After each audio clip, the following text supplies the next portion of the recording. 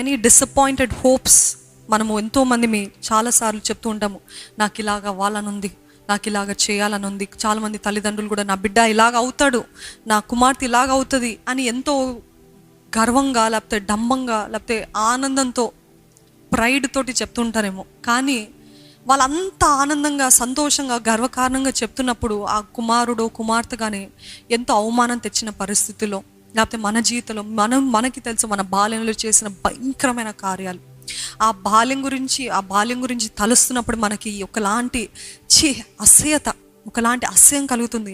ఏంటి నేను అలాంటి పనులు చేస్తానా, ఏంటి అలాంటి కార్యాలు చేస్తానా అని ఆ అపరాధ భావాన్ని మనం చచ్చిపోయేదాకా తీసుకెళ్తూ ఉంటాం, లాగుతూనే ఉంటాం.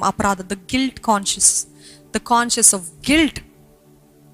కానీ దేవుడు అంటున్నాడు, మీ బాల్యంలో జరిగిన అవమానం, మీ బాల్యంలో పొందుకున్న సిగ్గుని మర్చిపోయి, ఎందుకంటే నేను మిమ్మల్ని ఆశీర్వదించబోతున్నాను.